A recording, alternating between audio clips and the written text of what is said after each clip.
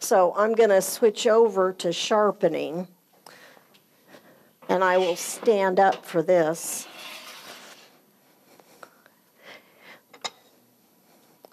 I don't know if you guys can see this in the camera or not. Get a really close-up view. Do you need my hand behind it, or does that help? See this edge right there? You can see a little flat spot shining back at you. Can everybody see that? That's what you're looking for in the tool. That's what was creating a scratch in the wood. And I think that you could probably just buff it out, but if you were, what I do is I will look at it like this. I don't have a Sharpie. You could sharpen, put a Sharpie across there if you're a beginner, and then you can dial this out. And a skew should be flat on the horizon line, should be straight across. I'm looking to see if it's flat on the bevel. Well, it's not, it's up on the edge.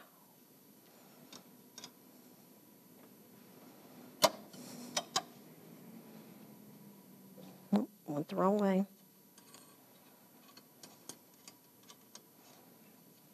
And this right here is actually a Tormac tool rest. My husband jerry-rigged it onto this.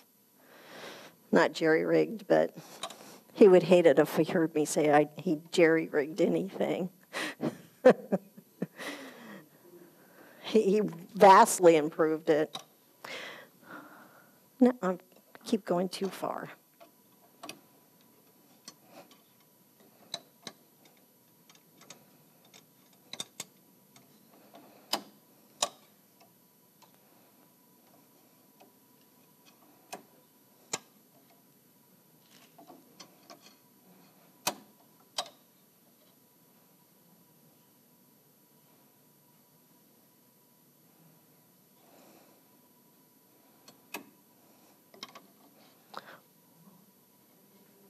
What I'm looking for is for it to be flat on the bevel edge. I don't know if you guys can see that now. It's flat on the edge. Okay, and then what I do to make sure is I rotate it.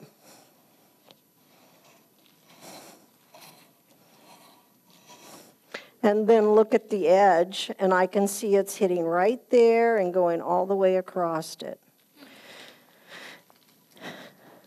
And I think this is going to vibrate across the table.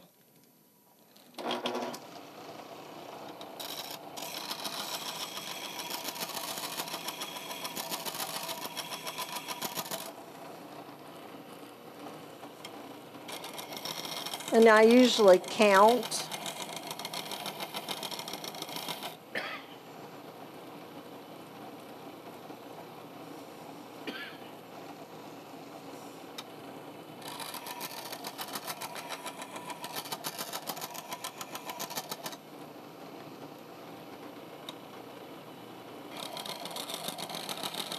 And my fingers are out here on the edge, feeling for heat.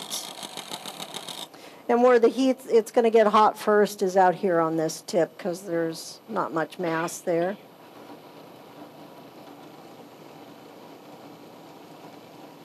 And I don't know if you can see that.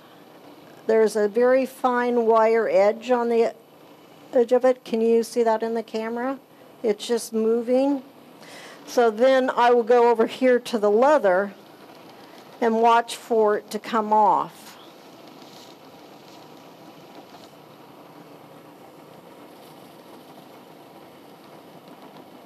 And I'm putting, when I do this on here, I've done it so many times, I forgot to tell you, what I do is I kind of rock it. I'm exaggerating, but I leave it on the flat part here, and then I rock it into it until I feel it hit the bevel. Could you just briefly say what you have on the wheel? Okay, I don't know what the compound is, But on my floppy wheel, I put this white compound, and I think all the colors are the same in different manufacturers, but there's reds, there's whites. Yeah, they're different grits. This is a little bit more grit than what I put on my leather. This is I've got plenty of this, or what I would do is I'd turn it on and I would turn it green. And then once it turns black, like it is pretty much right now, there's a lot of metal in there. And when I first put this strop on here, this is leather that's on here, I glued the rough side of it onto the wheel, and then I turned it on and roughed the smooth side, because if it's smooth, the stuff is not going to soak into the leather. It's not going to stay. It's going to flake off. So you need to rough it up a little bit. So I rock it and feel it go flat. And I tell beginners, put your fingers on here. You got to really feel it. And once it starts to get warm, then you want to take it off, dunk it in some water. And you can put your chisels and your gouges on this, but never put a knife, because if it grabs your knife, it's going to throw it across the room. And this is the better angle for the tools to be going than if I was facing this way, because if I lost control of a tool, it's going to go out towards you guys. So this is much better. And then same thing, I rock it in there, go across the tool, and I can see that there's still a wire on there.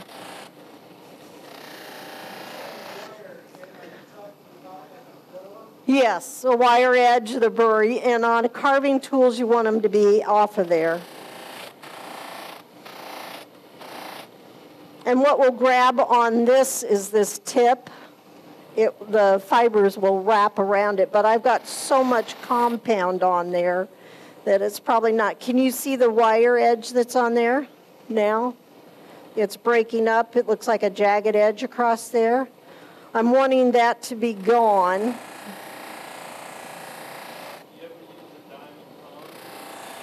You could, but that would take a lot longer, and I carve a lot. And I would rather just come over here and do it than to hone on it. Because it's very risky on gouges, because you've got that sweep. And so you've got to rock it and pull it, and you've got to keep the same bevel edge. And a lot of my tools, I've taken that hard corner off of it, so it goes through the wood easier. But I know I still see, I don't know if the camera's picking it up. There's a little bit of the wire edge right in there still. Is it focused in?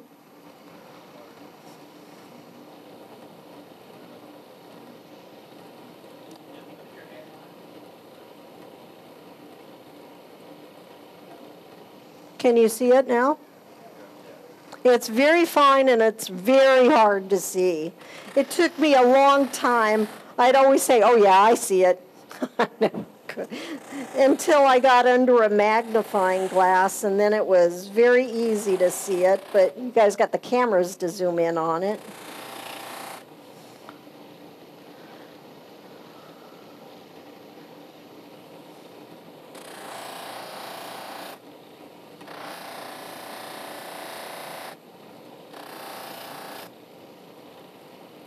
And a lot of people would have just went right over here and stropped it a few more times.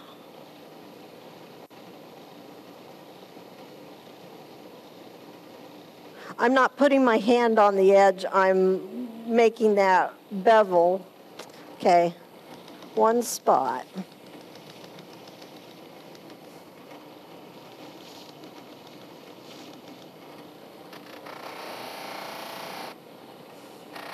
And a big tool, this is like sharpening a knife right here. This is like having a knife. And now when I go to test it, I always test cross grain, never with it. the grain because that's too easy. You can take a big chunk that way and it always looks sharp. This is where it'll show the scratches.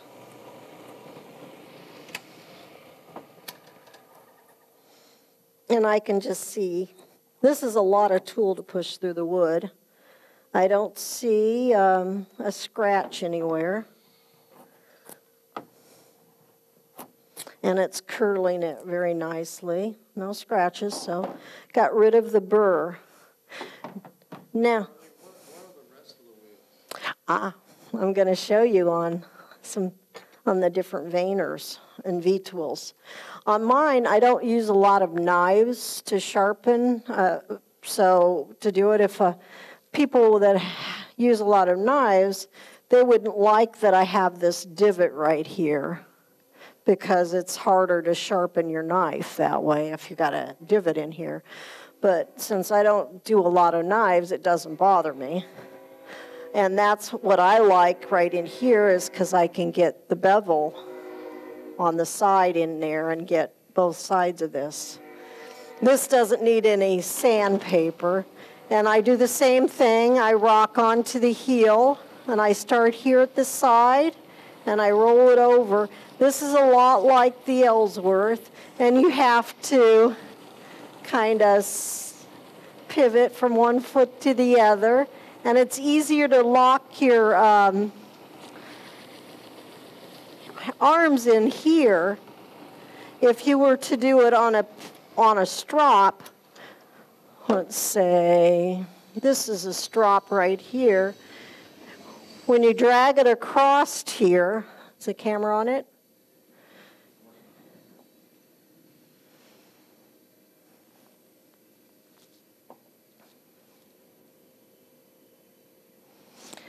You start here, and you have to rock it all the way over and along here and keep it on the bevel. So it's very difficult to do that maneuver and keep it on the bevel at the same. It's too easy to rock it forward on its edge, and then you're going to blunt it. So it's much easier on a sharpening system. There's no reason why you can't put something like this on your lathe. Turn some MDF. There's a rubber piece that goes on here first, and then your leather. Oh, there's rubber on these two, and the leather goes right onto the MDF on here. And I'll use the side of this tool sometimes if I got a burr or a chip in it that I want to get out, because it's easier to see the bevel on the side than it is to crane around like this, try to get that on there. That's more when I've reshaped a tool. But it's much easier to lock it in and go like this. So when I went to start using the bowl gouges and stuff, I didn't think it was really very hard to sharpen your tools. Those jigs that you got, boy, that was super easy. But this should be really pretty sharp. And then what I do is I come in here and get both sides. And then I look at the different profiles that I've got on here. And then what I'll do is I'll knock off the burr.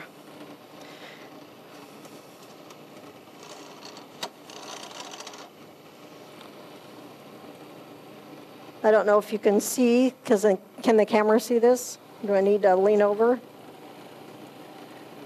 And I'm just going to knock off the burr on the inside of that. And then it should be nice and sharp. This is a veiner, and it's more U-shaped. The veiner, am I right into the camera? The veiner has an arc going all the way around, a changing arc, just like your bowl gouge does. The bowl gouge is either V or what do they call it? U-shape, parabolic.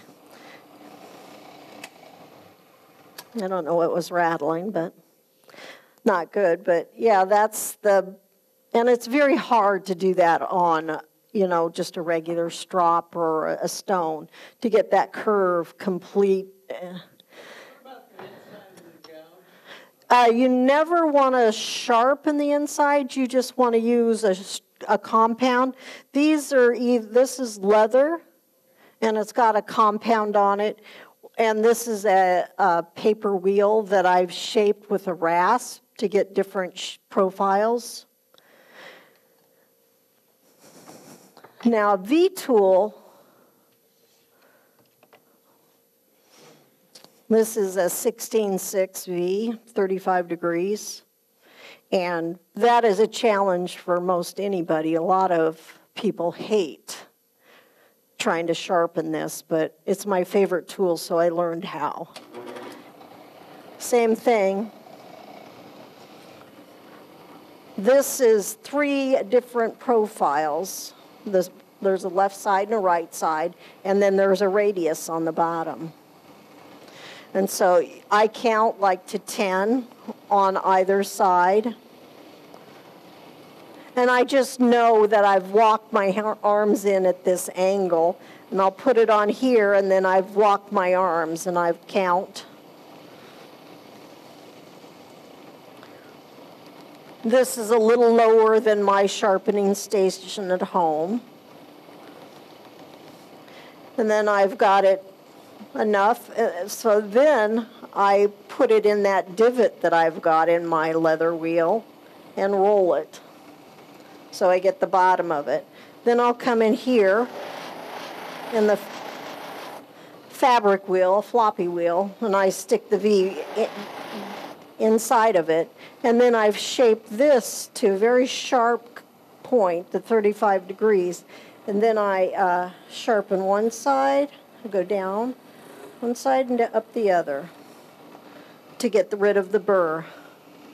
And I don't know if you guys can see it on the camera. This has got a little bit of a hook to it right there. Can you see that in the...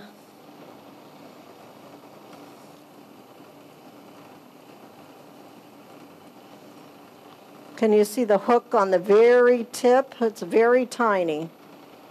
And that's what'll break off and your tool will seem like it's dull. And what you want to do to get rid of that is stick it in the end grain. And then come back. And it's lower on this side than it is this side. And so I will just come over here and roll it at an angle on this side of it. And it would break off.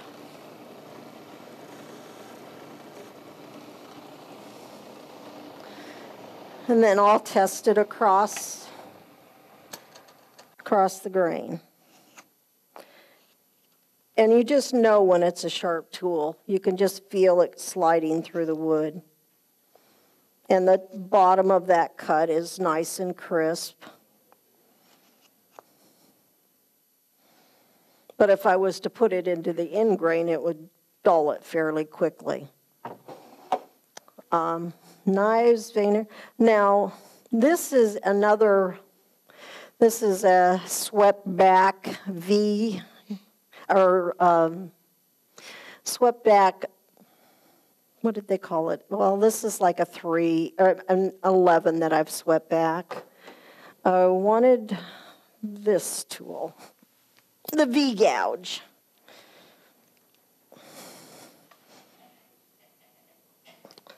I don't want to sharpen it with it hooked up, but I would just unhook them. And you can see the difference. It's very rounded bottom, but straight sides, and it's swept back. Your hands get really dirty. But same thing that you do with the V tool, but with this, you're going to curve it, leaving it flat so you get all the edges. Because you want the bevel to continue around, if you just put it on there flat, it would just go straight across. And then you would have a dull spot over here. So you have to pivot it.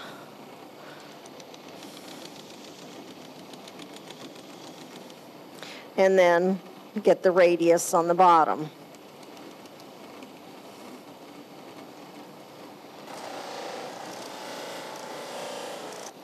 And I think this profile will work the best.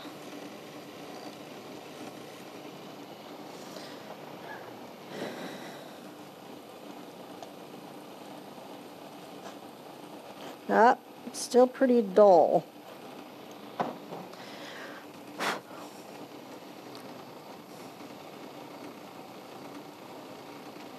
Yep, this one actually needs sandpaper.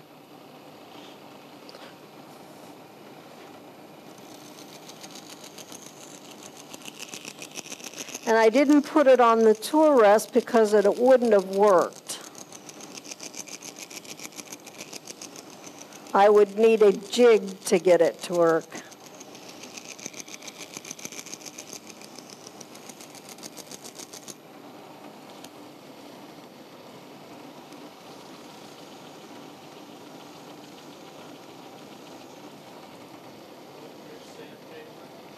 This is 320 on here, and if I wanted, I should have 180 over here. But that's really dull, and I don't know where to get sandpaper here that's cloth-backed. I had a supply of it, and I finally ran out of it. Been here for 16 years. You'd think I would have ran out quicker, but those rolls last a long time.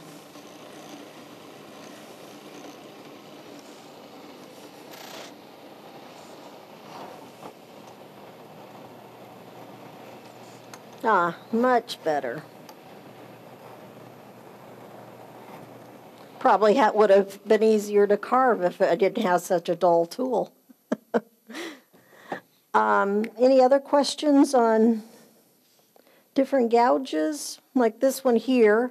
This is a fishtail, people call it, the shape, because it's curved. And I like it because your corners don't dig in. This is probably about a 5 sweep on this one. And same thing with this. You would start over here at the corner and rotate it around so you always had the tool on the horizon where it's touching the wheel.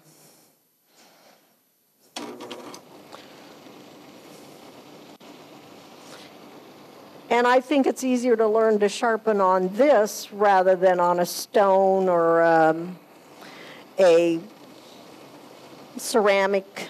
I've used them all, like when you're out and you don't have something to sharpen on and you've got to see if it fell off my ear again.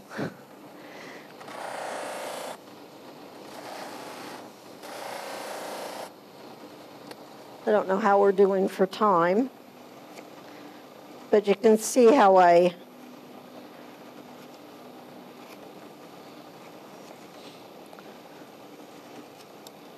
needs a little bit more work, but it's cutting through.